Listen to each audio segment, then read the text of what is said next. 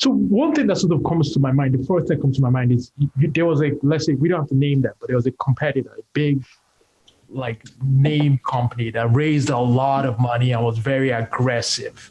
So how does that dynamic affect you? How does it affect, did they force you to sort of raise money kind of like a war chest where you have to outmarket them, out-recruit them? Well, at the time, we thought of it as a dynamic that resembles Uber and Lyft, which felt at that time like a nice analogy. But, there's other ones in the history of business, like, Coke and Pepsi. Pepsi today, most people think of as pretty much close rival of Coke, maybe even equal. But there was a time in the 60s and 70s where Pepsi had to become number two. There was this really strong number one, and there were a lot of other players. And to be number two is a big deal when there's a field of 100 other guys out there. And you probably have to search on Google to find out all the different kinds of sodas that there used to be back in the day, all these other brands. There's this guy from AOL who used to be the COO there. I think his name is Bob Pittman.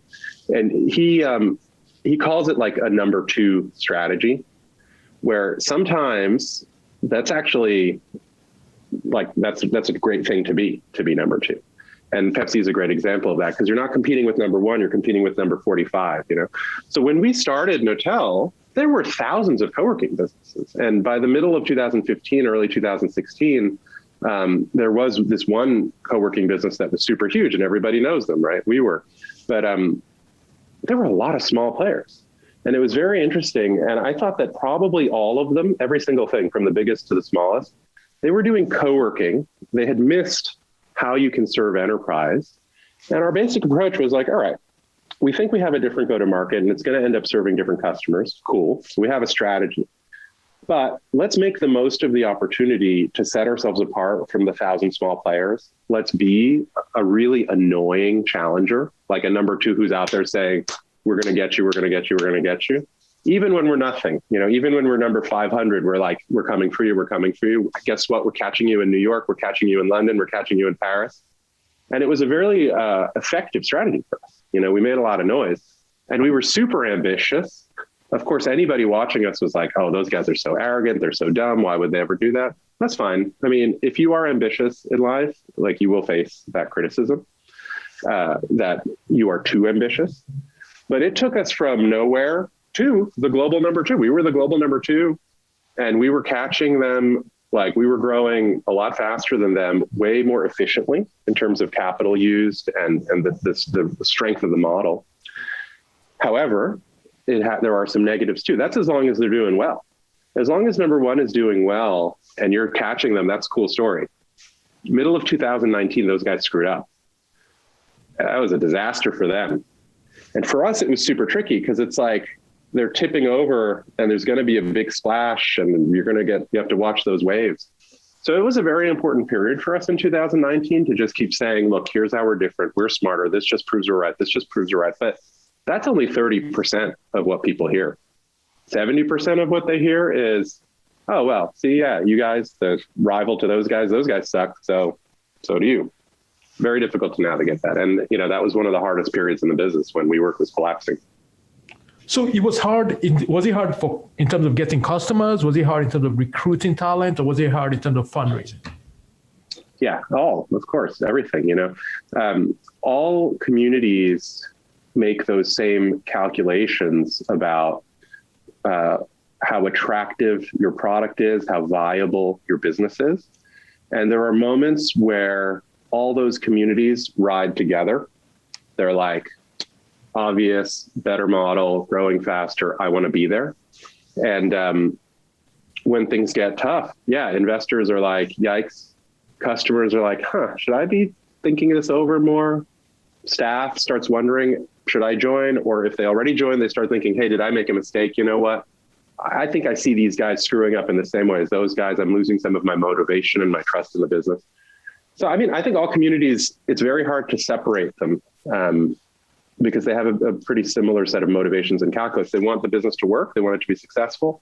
A lot of them see similar information. Some people might see some different things, but this big narrative, when you're a big high profile company, that's, it's hard to target those messages.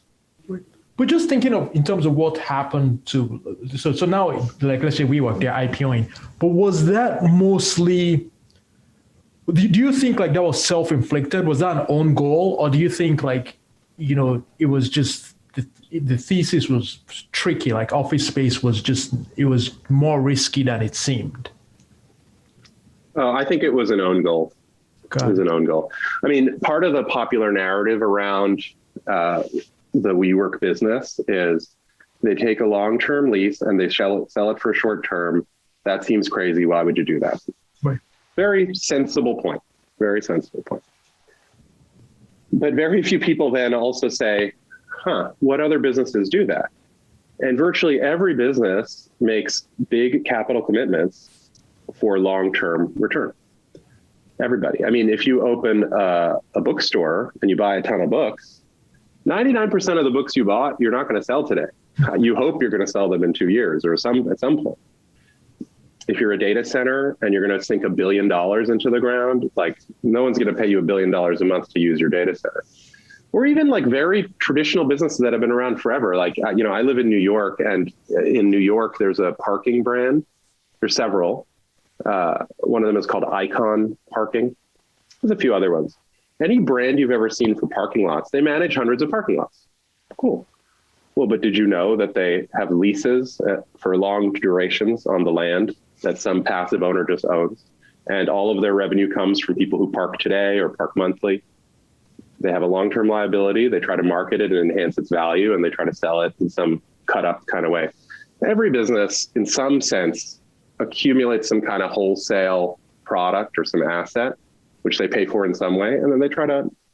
So I think it's a way oversimplification that the WeWork business was fundamentally flawed in that sense.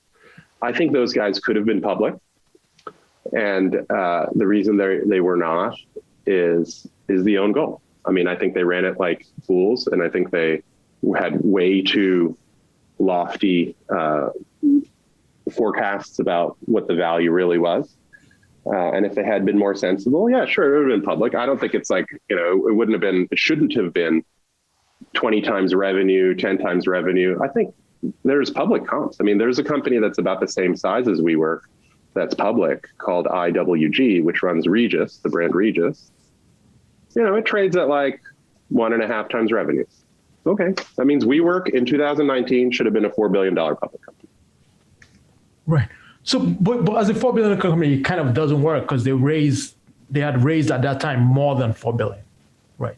So, well, that's the own goal, right? I mean, I think the way they were using capital to launch, they had also spent $4 billion. That's why the IPO was so urgent.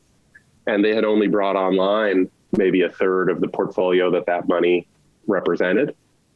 So that like payback period, time to revenue meant they couldn't get there. Now, the company today, it's another $4 billion has been invested since then. And when it goes public, it'll be like 10, 12 billion, something. And maybe SoftBank will be like 1 times return on all the capital they've put in. I don't think it's a great model. I just don't think it's, made to die. The level of capital that the co-working business requires is something like 5 times to 10 times higher than the way the Knotel business was designed. When you serve large companies, you use less capital, time to revenue is faster, time to profitability is faster. That's the model. You can have a good or a bad model in a market space. I think the market space makes sense. It's definitely like a big long-term trend on consumption. I think there are a bunch of models that are very attractive in that space. And so I think we're in the early days, man. It's kind of like, you remember all the search engines in the 90s, like these things happen, they smash each other. Sometimes something goes wrong, the competitive dynamic's not right. And then someone finds the right model. I mean, I think at this moment, it's too early to say, but one of those scooter companies will end up being like super valuable, or 2 of them or 3 of them. But there was a moment at South by Southwest 2 years ago where there were like 10 different scooter companies all in the streets of Austin. That's crazy. Right. So, it can be messy.